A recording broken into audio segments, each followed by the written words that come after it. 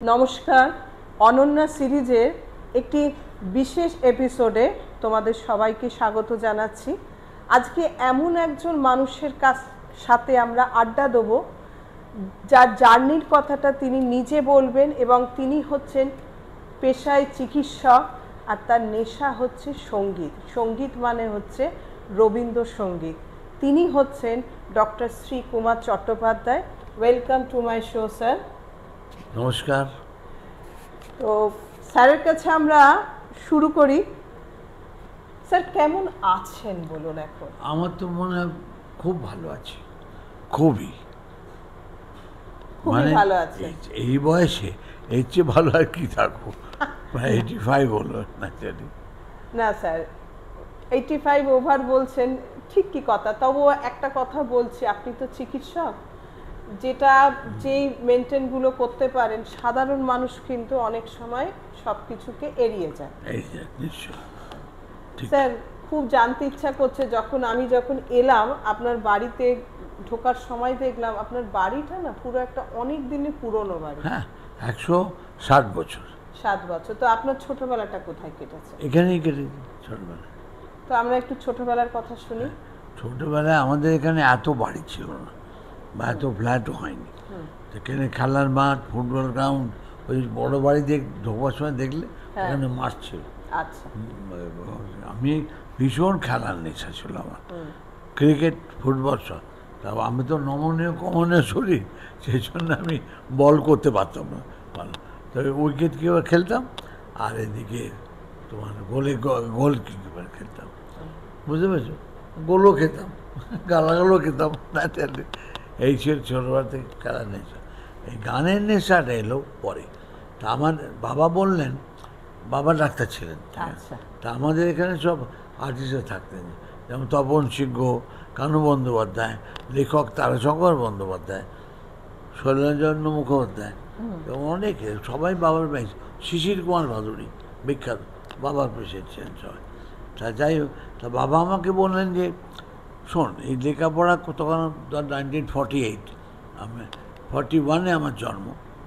আমি কিন্তু রবীন্দ্রনাথের সঙ্গে 7 দিন নিষেধ নিয়েছি, জানো। আমার 30 জুলাই আমার জন্ম, উনি চলে গেছেন 8 আগস্ট। তার 7 দিন হলো না?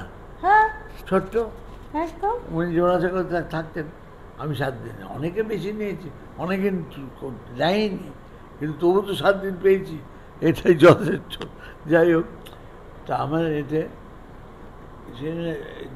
যে তখন আমি ওই বাবার সঙ্গে ঘুরে বেড়াতাম, বাবা বিভিন্ন রুগী দেখতে যেতেন গাইতে। ওটা একটা নেশা ছিল আমার, যে বিভিন্ন জিনিস লক্ষ্য করা, দেখা, সেটা এখনও আছে ভীষণভাবে।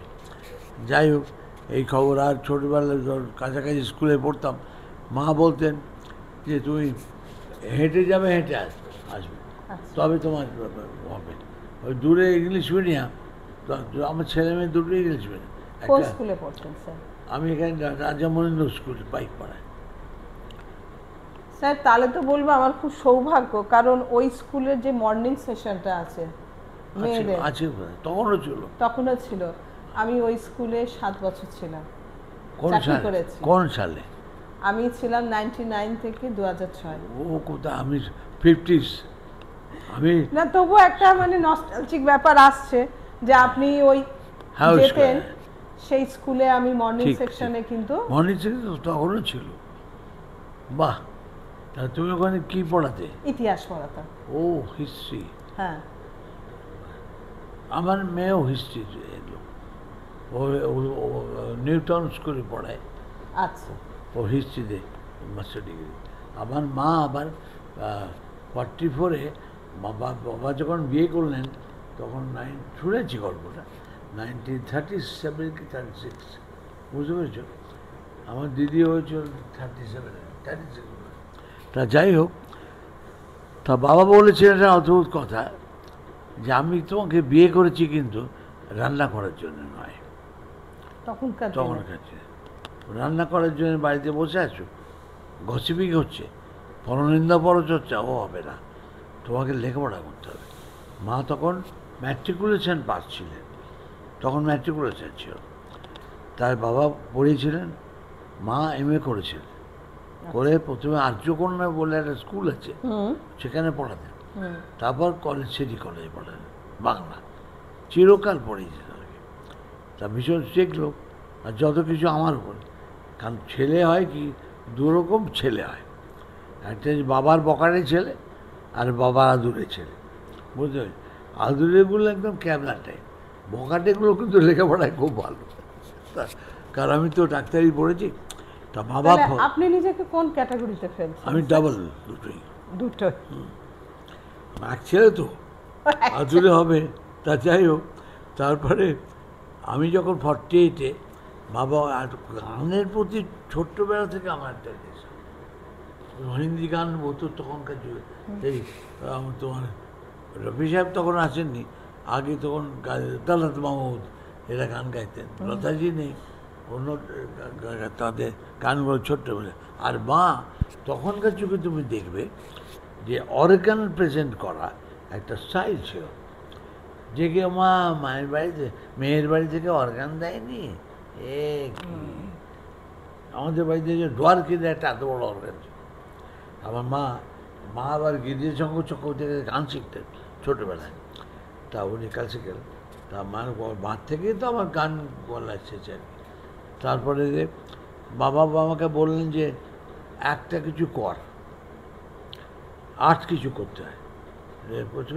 তা আমি তখন ছোটো ছিলাম, 48, 8 বছর বয়স। তা আমি বললাম যে আমি কী শিখবি? আমি যে আমি কি তবলা শিখবো। তাই তো খুব ভালো।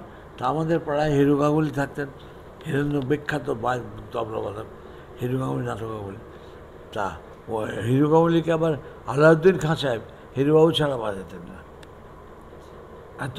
আর হিরুবাবু প্রফেশন ছিলেন না, উনি অ্যাটর্নি ছিলেন, টাকা নিতেন না।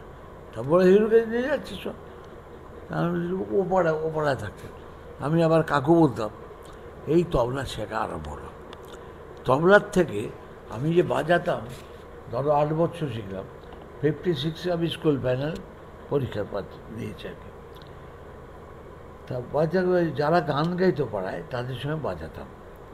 ওই বাজাতে বাজাতে গানগুলো, ওরা যে গানগুলো গাইতো তখনকার যুগের আর্টিস্ট, হেমন্ত মুখার্জির গান, শ্যামল মিত্রের গান, এইসব গানগুলো। আর রবীন্দ্রনাথ মা আবার সে অর্গান বাজিয়ে রবীন্দ্রসঙ্গীত গাইতেন। তখনকার কানন দেবী গাইতেন, সেই কানন দেবীর গান হিট গান সবাই গায়।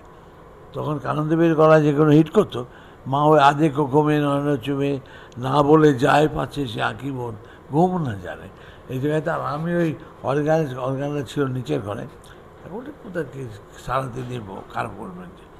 তা আমিও মাটিতে বসে থাকতাম, বসে মা গাইতো, আমি তাকিয়ে দেখতে হয়। সেই গানগুলো আমার আইডিয়া হতো আর কি ব্যাপারটা। তা বাবা একদিন বলে যে তুই গান গা, আমাকে আমাদের ক্লাব ছিল বাড়িতে, আমাকে একটা গান গাই, তুই গান গাই, তুই তবলা হয়ে যাবি। আমি একটা গাইব, একটা ও দেখো একটা কী গান, আমি নদিয়া বনমেকে পাগল পাড়া গাইব বলে। বাবা গান কোথায় শিখলি? আমি তো শিখিনি। তাহলে আমি ওই যে ওরা গায়, মান বন্ধুরা গায়, ওই গানগুলো আমার গলায় উঠে যায়। বললে সে কি, তাহলে গলায় উঠে যায়, উঠে সারা গান যায় না। বললে তার তো শিখতে হবে। তা বাবার এক বন্ধুর কাছে দিয়ে গেলেন ক্লাসিক্যাল শেখাতে, বৈদ্যনাথ ঘোষ বলে, সেই আরম্ভ হলো গান। তারপর আপনার প্রথম হচ্ছে আপনি শুনে শুনে গানটাকে রপ্ত করেছেন, তারপর আপনি প্রথাগত যে শিক্ষা আছে অনেকের কাছে শিখেছি। যেমন বাগবাজারে থাকতেন সুনীল চক্রবর্তী, তার কাছে সবাই গান শিখতো সেই সময়, সবাই বিখ্যাত সব শিল্পীরা তার কাছে। তারপর কাছে শিখেছি অনেক বছর ওস্তাদ সাগিরুদ্দিন খাঁর কাছে, প্রচুর দিন পরে, এই 70 সালের। তারপর হলো কি, তারপর গান গাই, এই গান সেখান গান গাই। তা বাবাকে বাবা বলে তুই কি লেখাপড়া করবি না গান গাইবি? তা আমি দুটি করবো না, ডাক্তারের ছেলেকে ডাক্তার হতে হবে। আমি কী মুশকিল, ডাক্তারই পড়বো না। কেন? আমি তোমার জন্য রাত্রি 2টোয় বেরোচ্ছ, 1টায় বেরোচ্ছ, সারা দিন সিনেমার টিকিট করা যাওয়া করে আমি করে। তখন স্যার আপনি ম্যানেজ করেছেন কি করে? ভয়ানক কঠিন। চিকিৎসক তো আপনি তো মানে ফুল দমে প্র্যাকটিস করতেন। ফুল দমে প্র্যাকটিস আমি করতেন প্লাস হচ্ছে আপনি শো করতেন। হ্যাঁ শো করতাম। তাহলে দুটো মিলিয়ে সে কি বলছি করে? হয়নি, দোনোকে পাড়া থেকে একটা ছাড়তে হবে। তা যাই হোক, তা আমি আরজিকর ছিলাম, পিজিতে ছিলাম, ক্যালকাটা ছিলাম, আমার চাকরি চলে গেছে, ছেড়েও দিয়েছি, এটা হয়েছে এই গানের পিছনে। অত আমি ক্যালকাটা হসপিটালে খিদিরপুরে 10 বছর মেডিকেল অফিসার, চাকরি চলে গেল, ভাঙচুর হয়ে যাচ্ছে, আউটডোর এরকম হচ্ছে। তারপর চাকরি যেতে পারি না, দেখলাম হবে না, যে ডাক্তার কামাই করলে হয় না, নয় ডাক্তারি করো না তুমি গান বুঝতে পেরেছো। তখন আমি করলাম কি, পিজিতে তো 2 বছর ছিল, 3 বছর ডক্টর আমিলের মুখে জানিয়েছিলাম। তারপরে আমি তখন কোনো চেম্বার করতাম, চেম্বারে তো আমার বস নেই, 4 দিন নাও যেতে পারি। তখন ওয়েলিংটনে বসতাম, পার্ক স্ট্রিটে বসতাম, ওই বেলা 1টা থেকে 4টে 5টা অবধি কামাই হতো, এখানে যাচ্ছি এখানে যাচ্ছি, কারণ চাকরি করতে গেলে ডাক্তার হবে না। তাহলে আমরা স্যারের কাছে একটা কথা আজকে জানলাম, ভালো লাগাটা যখন নেশাতে পরিণত হয়ে যায়, তখন অন্য জায়গাগুলো কিন্তু থেকে বেরিয়ে এসে আমার যেটা নেশার জিনিস, যে জায়গাটা আমি করলে ভালো লাগবে, সেই জায়গাটাতে কিন্তু আমরা চলে আসি। স্যার, তাহলে খুব জানতে ইচ্ছা করে যে আপনি তো গানটা তো আপনার নেশায় পরিণত হয়েছে, তো প্রথম রেকর্ডিংয়ে চান্স পেলেন কি করে? কি আমাদের সময় তখন এত তো আমরা টিভি পাইনি, না, কিছু মিডিয়া পাইনি, টিভিও ছিল না, সোশ্যাল মিডিয়া ছিল না, কোনোটাই ছিল না, অনেক লড়াই, প্রচণ্ড লড়াই। তা যাই হোক, তা আমি কলেজে পড়ে আছি করে, তখন ইন্টার কলেজের কম্পিটিশন ছিল। আপনি এমবিবিএস কোথায় করেছেন? আরজি করে। তা ছিল, তার আগে 3বার ফার্স্ট হয়ে গেলাম, 62, 63, 64। আচ্ছা, এইটা হয়ে গেল। আমার কিছু বন্ধু আমাকে খুব ভালোবাসত, তারাও ডাক্তারি পড়তো, তারাই আমাকে এতে কর ওটা কর, এই যে তা করলো কি, তখন রেডিও অডিশন, তখন ভয়ানক স্ট্রিক্ট ছিল, ডবল অডিশন ছিল, ডবল অডিশন, প্রিলিমিনারি পাস করলে ফাইনাল, 15টা গান জমা দিলে তুই পাস করলে তখন ফাইনাল হবে, আবার 15টা গান, ওই গান 15টা গান চলবে না, মানে আলাদা আলাদা আলাদা মানে আমি যখন প্রথমবার হচ্ছে 15টা, তারপরে সেকেন্ড রাউন্ড হচ্ছে আবার কিন্তু 15টা, আপনি যে পাস করেছেন আরো 15টা গান জমা দিন, এবার 3 মাস টাইম কি 4 মাস টাইম, আর্ধেকই ফেল হতো, যে কপালে পাস হলো। যখন হলো তখন 30 টাকা দিত, এই আর কি রেট, 30 টাকা, 1965 সাল। আচ্ছা, তাও তখন হিন্দুস্তান কোম্পানি মনে বিজ্ঞাপন দিল যে নতুন আর্টিস্ট নেবে। আচ্ছা, তখন কিন্তু একটা পয়েন্ট, তখন শুধু রবীন্দ্রসঙ্গীত, সব রকম গানের আধুনিক, কারণ কলেজ সোশ্যালে ও শুধু রবীন্দ্র হবে না, তখন হিট গান, শ্যামল মিত্রের গান, হেমন্ত গান সব গাইতে হতো তখন। তা যাই হোক, তা আমাদের বিজ্ঞাপন দিল, আমার বন্ধুরা চ গেলাম, 40 জন, একটা রবীন্দ্র আধুনিক শুনলো, বলে 7 দিন বাদে এসো, রেজাল্ট দেখবে। গেলাম, গিয়ে দেখি একটাই নাম, 39 জন নেই, আপনারই নাম একটা। দেখা করলাম, নিরোদ ব্যানার্জি বলে ছিলেন, ওনার তো ছবি এখানে আছে, এখানে রেখেছি আমি, তোমরা কী ব্যাপার ইত্যাদি। হ্যাঁ, বললো তাই, বলে দেখি পরে এসো। একদিন আমাকে বললো যে তুমি কী করো, তা আমি যে পড়াশোনা, এত বড় ছেলে, কারণ মেডিকেল স্টুডেন্ট তো, ধরো 5th ইয়ারে তার 22 বছর, 22 থেকে বেশি পড়লে তো কম হবে। বলে কী পড়ে এত বড় ছেলে, আমি যে ডাক্তারি না না, তোমার বাবা বলবেন যে আমার ছেলের কেরিয়ারটা নষ্ট করে দিলে করে, তা না কোনো 1 বছর ঘুরেছি ভদ্রলোকের পিছনে আমি, 1 বছর যখনই সময় পেতে আর্জি করতে টুক করে, হ্যাঁ মনে আছে আমার, আপনি করবেন বলছে হিন্দুস্তান রেকর্ডস, মানে এটা অকুর দত্ত লেনে আছে, ওই তো তা ওখানে তখন নিরোদ ব্যানার্জি বলে, উনি অনিল ছিলেন তখন আচ্ছা। রেকর্ড। তা যাই হোক, তার লাস্টে আমাকে বললেন যে এরকম, তুমি কোথায় থাকো? তাই না, টালা ব্রিজের। ও তা বেশ, আমি তো বাগবাজারে থাকি। আমি তাই নাকি? বলে হ্যাঁ। তোমার বাবা কী করেন? আমি বাবা ডাক্তার। বলে ডাক্তার? তাই নাকি? তা আমি যাই, তা ওরে বাবা, তা তো আরোই হবে না কারণ। তাই আমি বলি যে তোমার বাবার নাম কি? ডক্টর সুকুমার চ্যাটার্জি। তা আমি তাকে বলি খুব সুন্দর দেখতে। আমি হ্যাঁ, খুব সুন্দর দেখতে, দারুণ। আমি কিছুই নয়। তো বলে সাদা প্যান্ট, সাদা শার্ট, সাদা কেট জুতো, অনেক নাম। আমি হ্যাঁ, নর্থ ক্যালকাটা উনি কভার করতেন শুধু, পুরো নর্থ ক্যালকাটা একটাই ডাক্তার, হিট। তো বলে যে আদব করিয়ে দাও আমার সঙ্গে। আমি যে আপনি যে কোনো দিন আসুন, যে কোনো সময় আদব করে দিলাম। তাই এই হলো। বাবা বললেন না না, ওকে গান আমি শিখিয়েছি, ও ট্যালেন্টেড, জন্মগতভাবে আছে, ওর জন্মেছে এইভাবে, ওকে বন্ধ করলে তো হবে না, কিছুতে বন্ধ করা যাবেও না, লুকিয়ে কাজ করবে তখন বন্ধ করলে। তাই সেই বাবা পারমিশন দিতে তবে, তারপর বন্ধু কাকু হয়ে গেল, আমি কাকু কাকু বলি তখন। তো এই হচ্ছে রেকর্ডের ব্যাপার।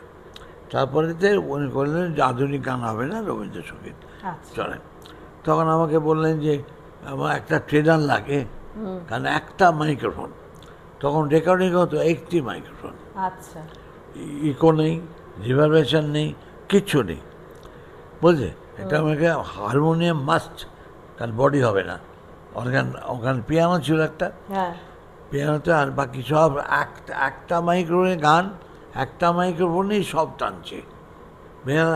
আমার কি হয়েছে, বাঁশি আমার মাইক্রোফোনে ফু করলো, গিটার দাঁড়িয়ে আছে পেছনে, যেই সে সরে গেল আমি গান চলছে, কিন্তু ভেরি স্মার্ট হতে হবে।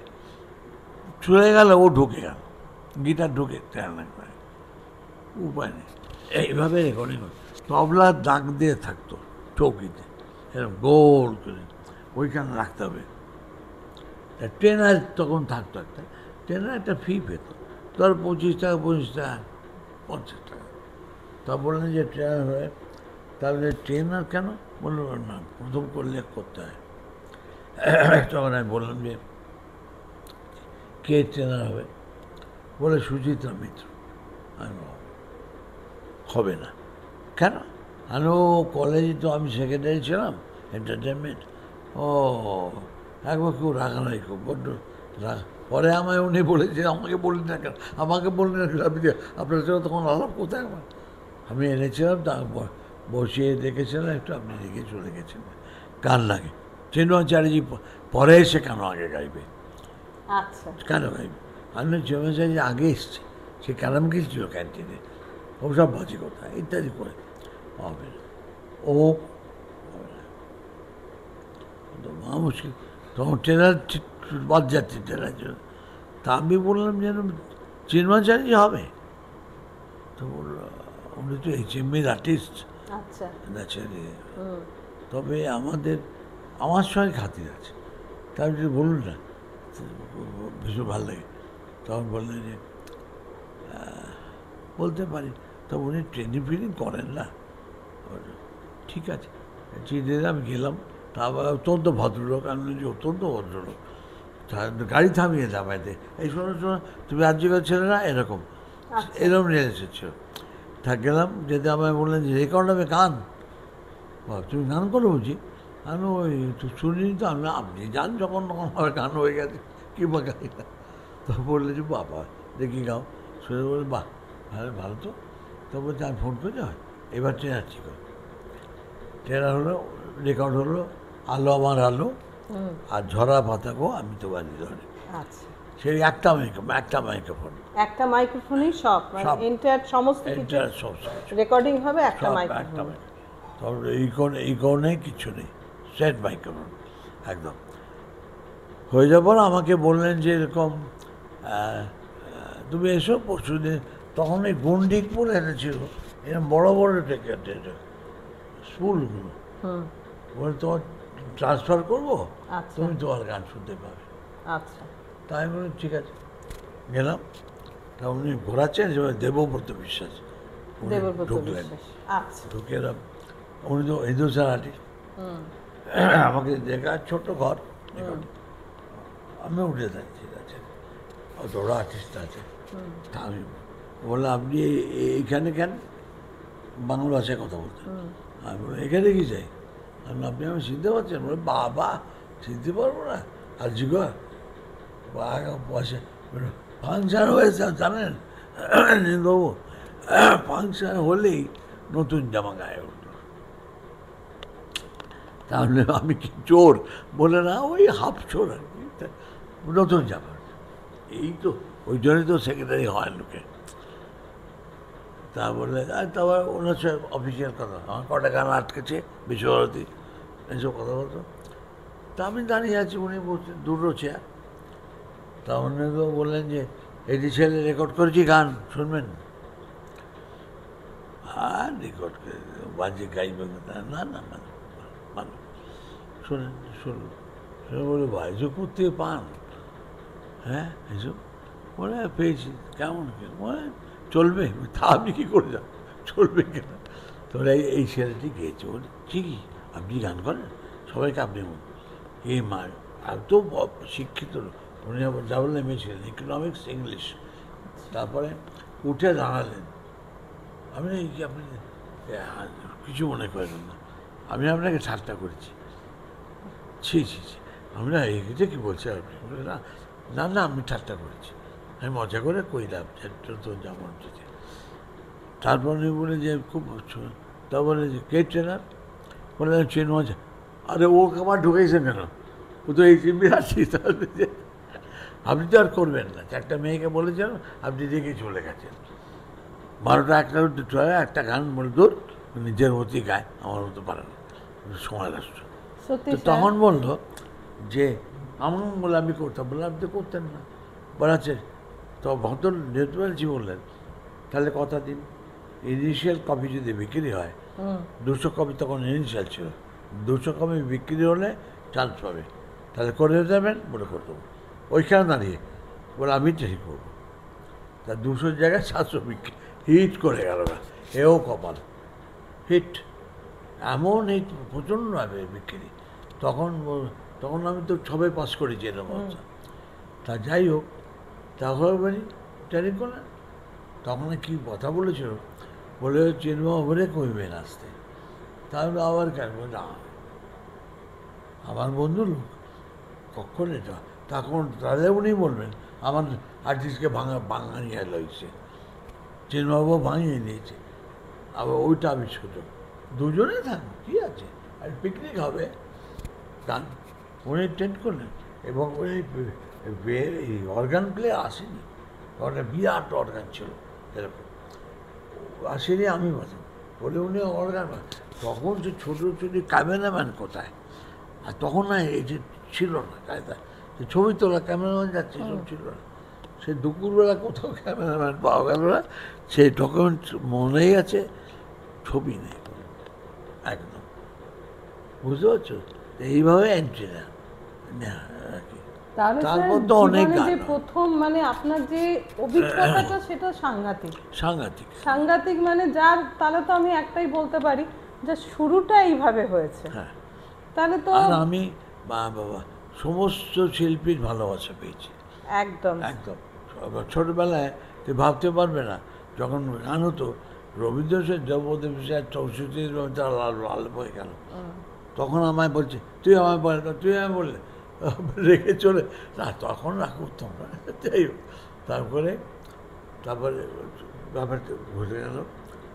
এমনকি যারা আধুনিক শিল্পী ছিলেন তাদের তো আমার সঙ্গে বন্ধুত্ব হওয়ার কোনো দরকার ছিল না, না ঠিক আছে, কিন্তু এত বন্ধু হেমন্তবাবু তো কখনো নাম ধরে রাখেননি, ও ডাক্তার এইভাবে সবসময়।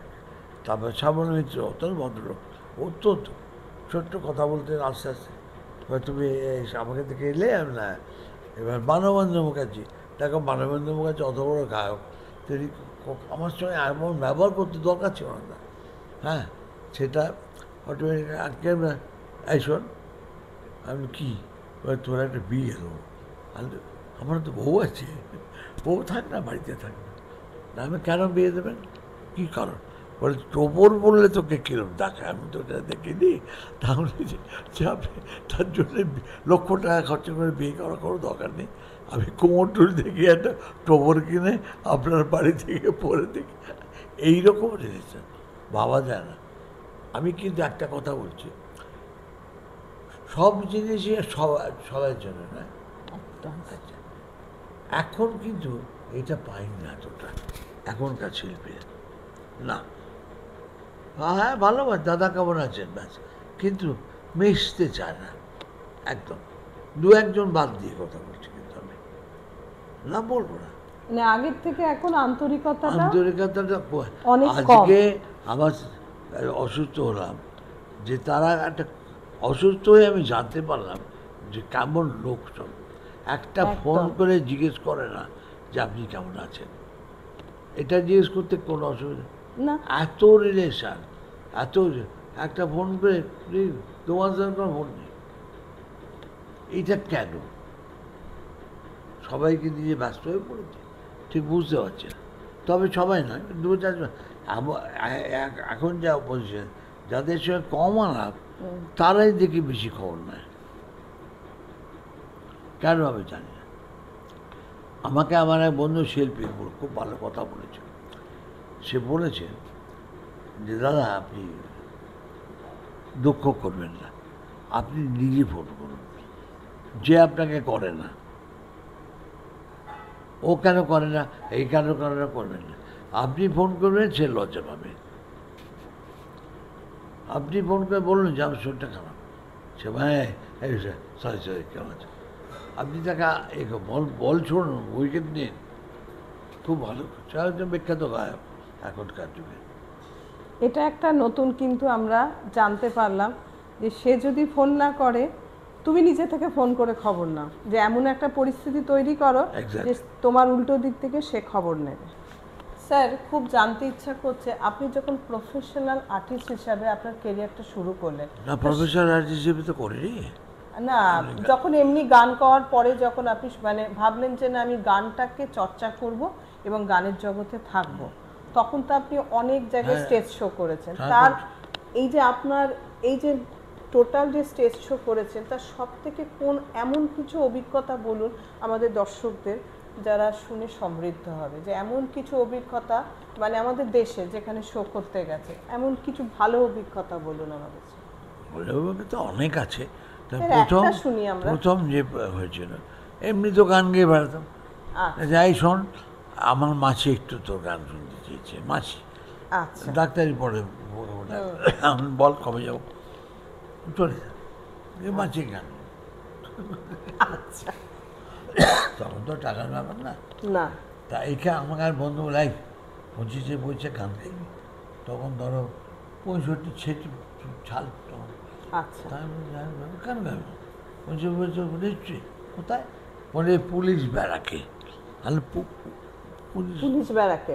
পুলিশ ব্যারাকে এখানে পুলিশ ব্যারাক আছে, এই যে ব্রিজটা পেলেই বাঁদিকে বিরাট ভাই, পুলিশ থাকে সব। ওই নম্বর ফম্বর নিলে ওইখানে যেতে হয়। আমি হ্যাঁ গাইব, খুব ভালো কথা, যাবো। দেখ গেলাম, গাইব। তখন কী হতো, মানে যে কোনো শক্ত গান গিয়ে দিতাম। কিরম আজ বসন্ত জাগ্রত তাহলে কঠিন এখন গাই থেকে মনে দাদা দেখি কী আছে, প্র্যাকটিস করি 5 বার প্র্যাকটিস করি। তখন কিন্তু ইজি ছিল, গান করা খুব খুশি। তা ওরা আমাকে 5টা টাকা দিয়েছিল। 5টা টাকা প্রথম, মানে প্রথম। আচ্ছা, 5টা টাকা দেয়, আমার তো খুব আনন্দ। তা আমাকে এক বন্ধু বললে এই টাকাটা খরচা করে দিতে, সিনেমা থেকে ওড়াতে দিই। আমি না, তাহলে আসতে মা খুব আনন্দ, বাবা বলি তুই গান গিয়ে 5 টাকা পেলি, আর কি দিবি? আর পুলিশ বলে পুলিশ তো টাকা নেয়, আমি কি জানি ওরা সবাইকে দিচ্ছে, দেখি তোমার দিকে দেখছে, আমি জুলুল করে তাকিয়ে আছি। ওকে বলে না খাবে, মিষ্টি খাবে, তুমি ভালো গেয়েছো। এই প্রথম পাওয়া। প্রথম পাওয়া। তারপর রিক্সা চড়েছি, রিক্সা করে গানে, রিক্সা করে? রিক্সা করে আমাকে বললে যে তোর তো গাড়ি, বাবার গাড়ি ছিল, বাবা তো রোগী দেখতেন, তারপরে গাড়িটা পাবি না, আমি না এসে তো আর্টিস্ট হেঁটে যায় না, আর্টিস্ট হেঁটে যায় না। আমিও উঠছি, রিক্সা করে গিয়ে আর আরে ভাই দেখুন গাড়িটা পাংচার হয়ে গেল, দেরি হয়ে যাবে বলে রিক্সা মানে ভীষণ মজা ছিল তখন, ভীষণ মজা। যাই হোক, তারপর আস্তে আস্তে ওই আমি এখন 10 দিতে হবে, তাহলে যাবো না, 10 টাকা। আচ্ছা, মানে টাকার আস্তে আস্তে অ্যামাউন্টটা বাড়ছে। তা মা করতো কি, ঠাকুর আমাদের, আমি কেন বলেছি ব্যাংকে চক, ব্যাংকে মনে কর টাকা পাসনি, উমা তারপর সে দেওয়ার নাম নেই, টাকাটা ওই টাকা নিয়ে তুই কী করবি, এইসব হতো আর কি। স্যার একটু জানতে ইচ্ছা করছে যে মানে আপনি তো দেশের পাশাপাশি বিদেশেও অনেক জায়গায় গেছেন, অনেকবার গেছি আমি, অনুষ্ঠান করেছেন, সারা আমেরিকা ঘুরেছি। সারা আমেরিকা ঘুরেছেন, তো সেখানকার শ্রোতারা কেমন, তারা কেমন মানে আপনাকে কেমন রেসপন্ড করতেন? ওইখানে বাঙালি ছাড়া তো হবে না। আচ্ছা, বাংলা গান, তারপর রবীন্দ্রনাথের গান, রবীন্দ্রনাথের গান, আধুনিক না। তা যাই হোক, তো ওখানে শ্রোতা সব বাঙালি, ছোট ছোট হলে, অ্যালবার্ট হলে তো আর পাবো না, আচ্ছা, রবীন্দ্রজি বাজাবেন। তা যাই হোক, ওই ছোট ছোট ধরো 150-100 লোক ধরে, এমনকি বেসমেন্টে গান লিখেছি। তারপর একজন বলে যে আমার বড় হল আছে, আপনি আমরা 30 জন লোক থাকবে, তাহলে ঠিক আছে। ওইখানটা ওর প্রফেশনাল, কেউ ওরা ওই চাঁদা নিত, ধরো কেন 30 জন $10 করে দিল, দিয়ে 100 টাকা হলো, এইরকমভাবে কাভার। তবে যে কটি আসতো সবাই গান শুনতো, কখনো গান শোনা হতো সবাই, প্রত্যেকে। এই হচ্ছে ব্যাপার। এমন খুব মজা হয়েছে, একজন ভদ্রমহিলা তো মন্দিরে বাইরে চামচ, আচ্ছা, আটখানা কি 1 ঘন্টা 1.5 ঘন্টা গাইতে, 10টা গানের পর উঠে, তাহলে কী হলো, আপনি উঠছেন না, বেশ তো বাজাচ্ছে, ওরা এত গান বাজায়, পারবো না, এত গান করতে, আমার 1টা 2টো বাজা হবে না, খুব মজা, ভীষণ মজা। শেষবার কবে গেছেন? শেষ জায়গা 22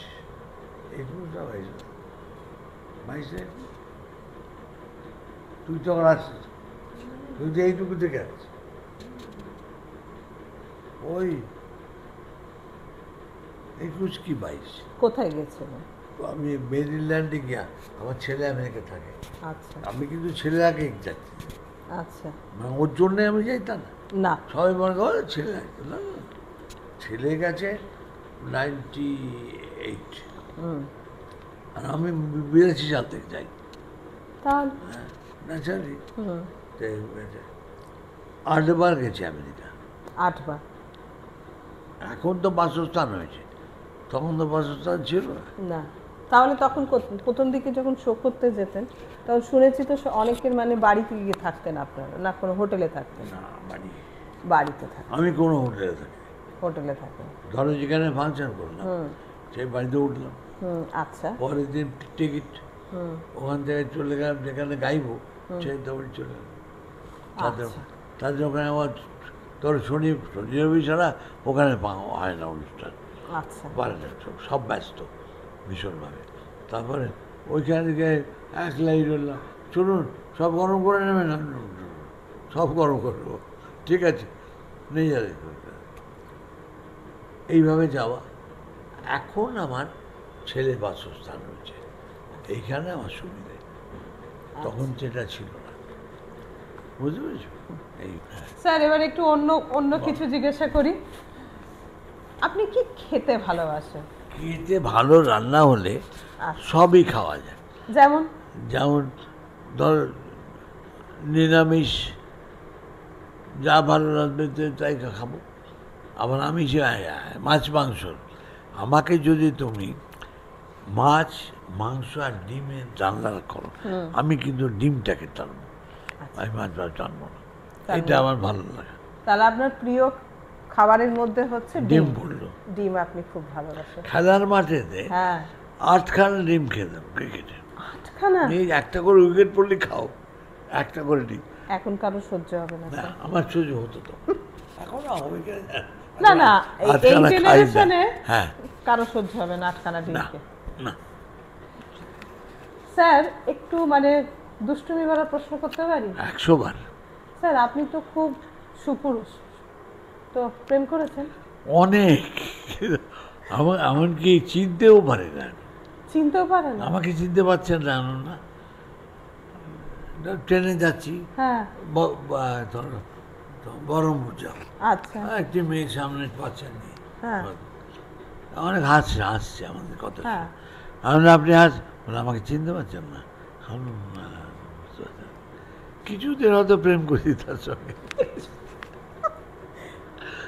তবুও মানে এই যে প্রেম প্রসঙ্গ আসছে, কোনো কি মানে বিশেষ কেউ ছিল?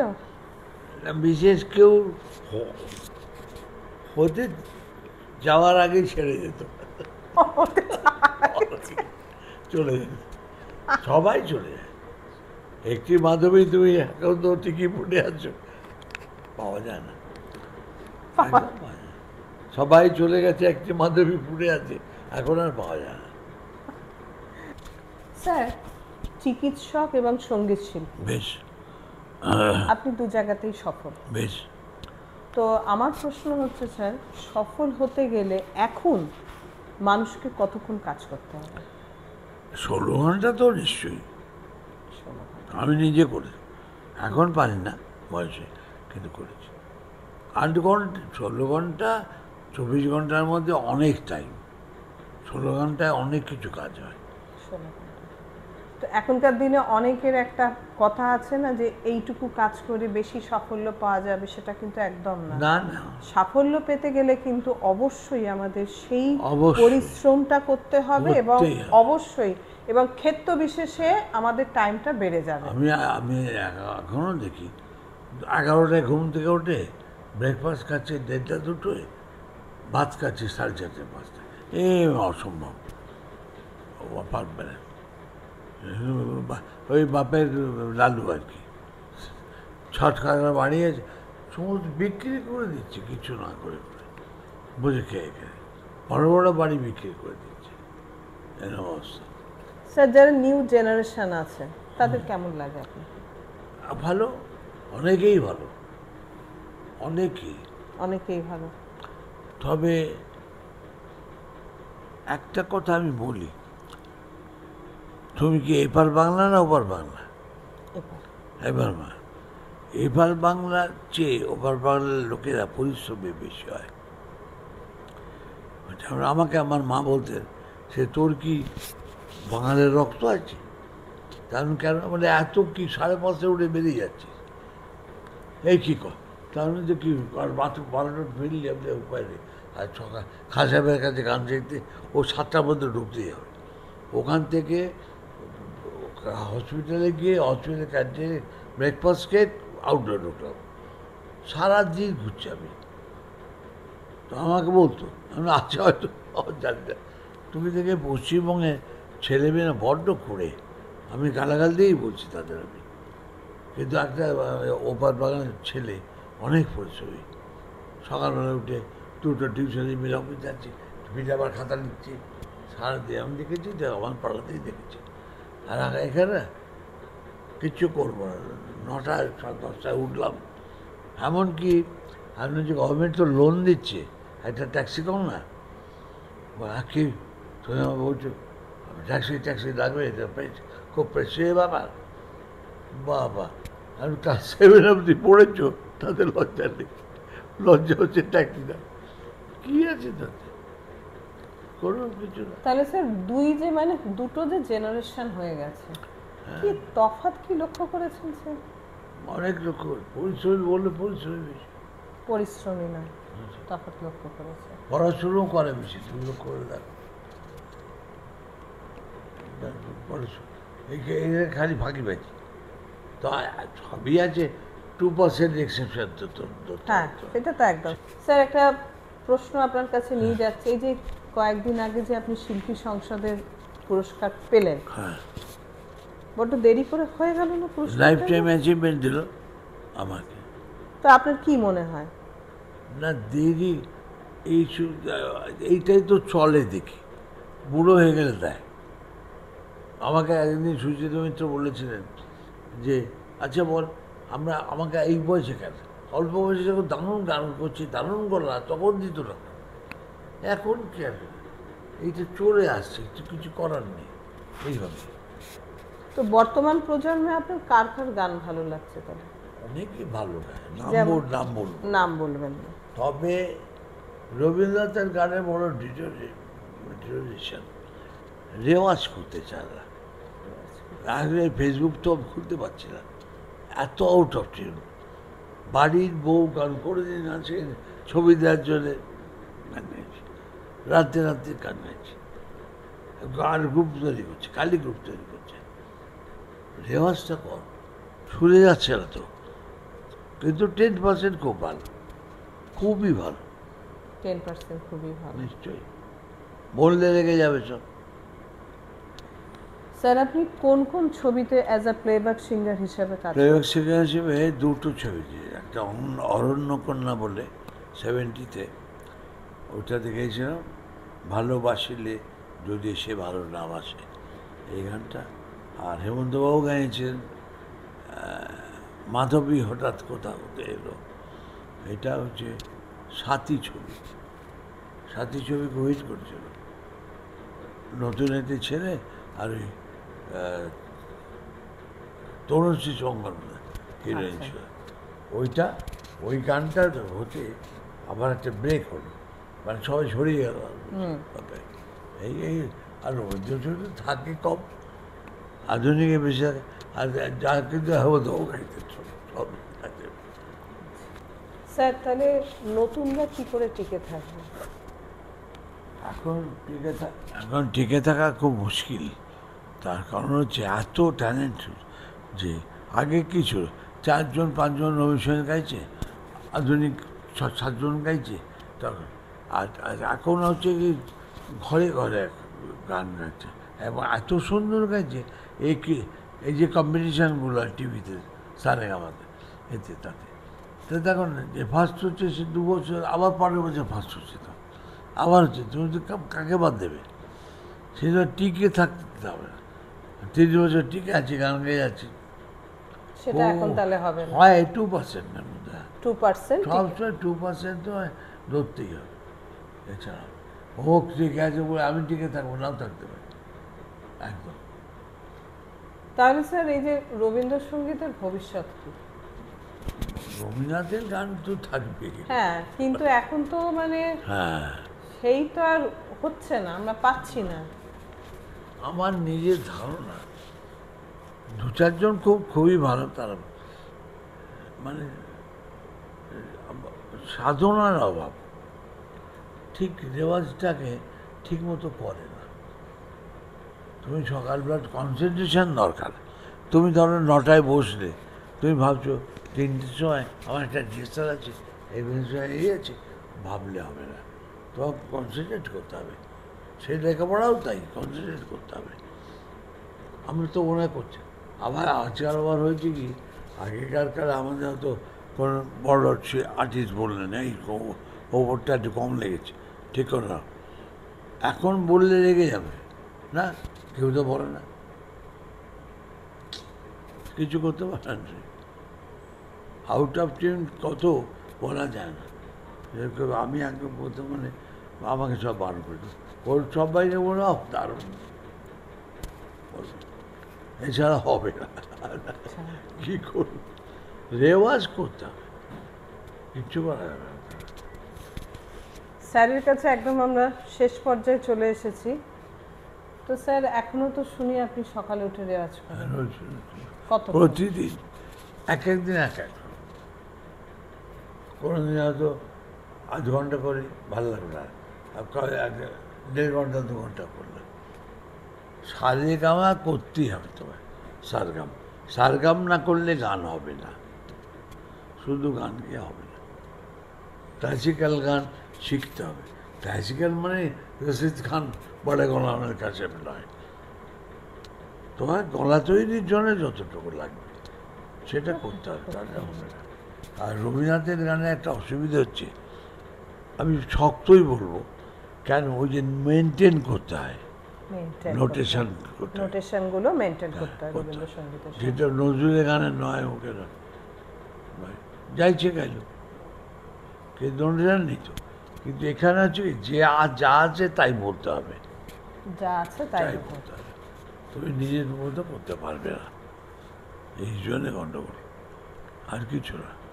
আমরা এই অল্প কিছুক্ষণের জন্য শুনলাম তার জার্নির কথা, পুরোটা হয়তো সম্ভব নয় জানা, তবুও স্যারকে অনেক অনেক ধন্যবাদ। আর আমার এই চ্যানেলটা যদি ভালো লাগে তাহলে প্লিজ একটা লাইক, শেয়ার, কমেন্ট করো এবং আমার চ্যানেলটাকে সাবস্ক্রাইব করো। সবাই খুব ভালো থাকবে, স্যার আপনিও ভালো থাকবেন। তবে একটা লাস্ট প্রশ্ন তুমি করনি হতো, যেমন আমি একটা লাস্ট একটা মজার ঘটনা বলেছি, গান শেষ করতে। আমাদের রেডিওতে আগে ধরো 70 দশকে বা 60 দশকে 50 দশকে একটা নিয়ম ছিল যে তুমি যদি ক্যালকালেশনের আর্টিস্ট হও বা যে কোনো, যদি কোথাও বাইরে যাও, তাহলে লাস্ট কন্ট্রাক্টটা নিয়ে গেলে তুমি একটা প্রোগ্রাম করতে পারবে। যেমন ধরো লখনৌ বেড়াতে গেছি আমি ওটা নিয়ে গিয়ে রেডিও দেখা করলাম, তো বলো আপনার আপগ্রেড, না আপগ্রেড, ঠিক আছে, হো জায়গা ঠিক আছে। তাতে কিছু হতো, কিছু টাকা পাওয়া যেত, বেড়াতে গেছি। দেখ একবার হয়েছে কি, আমাকে এটা শিখিয়েছিল কেউ, তা আমি কন্ট্রাক্টটা নিয়ে গেছি, লখনৌ গেছি, গিয়ে গেছি, ও अच्छा आई बैठे, ठीक है 6 गाना कर दीजिए। তাহলে যে ঠিক আছে, তা বললে 6 লোকে ওভাবে গাইতে হবে, এই বলেছে 6, বললে আধুনিক মডার্ন সং গানো হবে, 2-4টে তো জানি, ও লখনৌ তো চলে, তা বললে হিন্দি গানা গাই, আমি হিন্দি পারবো না, বাংলায়। বলে ঠিক আছে, ওই তখন একটা ছিল এনলিস্টেড রাইটার, এখনও আছে। এনলিস্টেড রাইটার মানে তোমাকে 25টা গান পাঠাতে হবে, তুমি এনলিস্টেড হবে, মানে গানের কথা বুঝলে, দেখে বা ভালো লেগেছে তো আচ্ছা একে পাস করে দিতে, গানে পাস করে না, সে এনলিস্টেড রাইটার। তার লেগেছে আমি রবীন্দ্রনাথ ঠাকুর, গৌরীপ্রসন্ন মজুমদার, পুলক বন্দ্যোপাধ্যায়, रिकॉर्डिंग गई तो ड्यूटी ऑफिसर बोले जब आप जाइए प्रोग्राम एग्जीक्यूटिव के पास, जाइए ऊपर में गया, बोले देखिए साहब वो रविन्द्रनाथ ठाकुर वो नहीं चलेगा। तो हम बोलूँ जी क्यों? बोले आप पूरक बनर्जी गाइए ना, वो देखो मैंने पुलक दार का ना आज तक एक दिन रविन्द्रनाथ ठाकुर का ना, बोले वो इंग्लिश से राइटर नहीं आए, एनलिस्टेड राइटर नहीं है। किसी बोलते पाচ্ছি না, আমি ठीक है पूरा ठीक है, वो पुलक बंदोपाध्याय के गाना गा देते हैं। उठे दाঁড়িয়ে বললাম ভদ্রলোককে, এর নাম হচ্ছে দোবে আর কি, প্রোগ্রাম এক্সিকিউটিভ। তাই বললাম যে এরকম খুব আফসোস কি বাত হয় যে আমি রবীন্দ্রসঙ্গীত গাইতে পারলাম না। বলে আপনি রবীন্দ্রসঙ্গীত গাইবে, কিন্তু रविन्द्रनाथ ठाकुर कौन है? और उसको लिखा है गाना। उरे बाबा रे, बोले ছোট গাই, ছোট রবীন্দ্রসঙ্গীত গিয়ে দিন, অন্য গান গাইতে হবে। ভাবুন ওখানে রবীন্দ্রনাথের গান কেউ গায় না, 1-2 গায়, আর দিন নেই তো, 6টা রবীন্দ্রসঙ্গীত গাইত, এনলিস্টেড রাইটার নয় তো। তাহলে একবার আপনারা ভেবে দেখুন যে কি অবস্থা তাহলে আমাদের, যে স্যারের কাছে যদি বসে থাকি, স্যারের জীবনের গল্পটা গল্প শেষ প্রচুর হবে না। আচ্ছা, প্রচুর এইবার গল্প আরেকটা বলি, শেষ হবে না। এটা আরেকটা বলি। একদিন আমি যাব কোথায়, ওই ইনকাম ট্যাক্স অফিস, ওই যে প্যারাডাইস হ্যাঁ, পাচ্ছে। হ্যাঁ, আমি তো 10:30 বেজে গেছি, টাইম দিয়েছি তো আচ্ছা, ওখান থেকে সে ঘুরে যেতে গেলে সে ওরিয়েন্ট সিনেমার পাশ দিয়ে ঘুরতে হবে। আমি তো নিজে গাড়ি, আমি 60 বছর গাড়ি চালিয়েছি, এখন জানাবো এখন চালাবে গাড়ি। তারপরে সুতারকে ঢুকে যা, আনন্দবাজার করেছে ওয়ান ওয়ে সরু গলি, তা ঢুকিয়ে দিই, আর গাড়িটা তো ক্রস, অসুবিধা নেই। আচ্ছা, যা বলবে আর লোকে কারা দিচ্ছে, আর ওয়ান ওয়ে। বিমান রোডে মুখে এলাম, পুলিশ দাঁড়িয়ে আছে, দাঁড়ান, ঠিক জানেন না যে এটা অনওয়ে রাস্তা? আমি জানি। তারপরে ডাক্তার কে? ক্রসিদার গাড়ি? তার যে আমি কি যে বলবো, তার যে আসলে পেশেন্ট, ডালাউসিতে পেশেন্ট সকালবেলা এগুলো বলেন কেন? তারপরে দেখলাম যে আর্গুমেন্ট করলে আরো বাড়বে, আবার ছাড়ো, আলো sorry sorry sorry sorry sorry বললে যাবে না। বলে ডাক্তারবাবু, শুধু সরি বললে হয় সকালবেলা? আচ্ছা, কিছু এই কচুরি ফচুরি? আর হ্যাঁ নিশ্চয়ই। তো বলে তারপরে পকেটে হাত দিয়ে দেখেছি, বলি আমার হাতে দেবেন না, ওই যে পানবিড়ির দোকানটা না, ওকে 5 টাকা ওকে দিয়ে দিন। বলবো ডাক্তারবাবু খাইয়েছে আমাদের। আমার বুদ্ধি তো চট করে জেগে যায়। আমি দোকান এই স্যার দেখতে হয় পুলিশ को? बोला हाँ, वो हमारा दोस्त है। बोला हाँ बाबू दोस्त है, 5 টাকা दे तो। 5 টাকা দে, মানে পুলিশের কাছে আমি টাকা দিয়েছি, বুঝো তো? হ্যাঁ, বলে ও করেছে কি, ও তো আমার সঙ্গে কথা বলে মেডেল ওয়েতে চলে এসেছে। তা ও ওখান থেকে বসে পানে উঁচুতে বসে না, পান সিগারেট বিক্রি করছে, ও দেখিয়েছে এরকম। তো পুলিশে গান নেড়েছে মানে, তা আমাকে 5 টাকা দিয়েছে, আমি নিয়ে বাড়ি চলে এসেছি। বাড়ি এসে আমার বাড়ির স্ত্রীকে বললাম যে এরকম দেখাও, পুলিশের কাছে 5 টাকা, এটা বাঁধিয়ে রাখবো। বলে আর বাড়িও না, অনেক করে।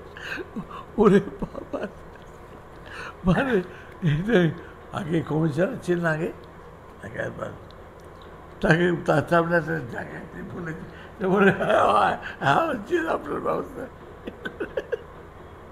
ওরে বাবা, এইসব হয়েছে মজা ছাড়া বাঁচতে পারবে না তুমি। মজা তোমার করতে গম্ভীর বসেছি, মজা হবে না। মজা সত্যি জীবনের হচ্ছে এগুলো পার্ট। শিল্পী রসিক না হলে হবে না, একদম সবাই রসিক একদম। আজকে থাকবে না, আরো বকবক করবো না স্যার, আজকে এই অবধি জানালাম যে আমার এই ভিডিওটা যদি ভালো লাগে প্লিজ একটা লাইক, শেয়ার, কমেন্ট করো, নিশ্চয়ই, এবং অবশ্যই আমার চ্যানেলটাকে সাবস্ক্রাইব করো। সবাই খুব খুব খুব ভালো থেকো। স্যার আপনাকেও নমস্কার।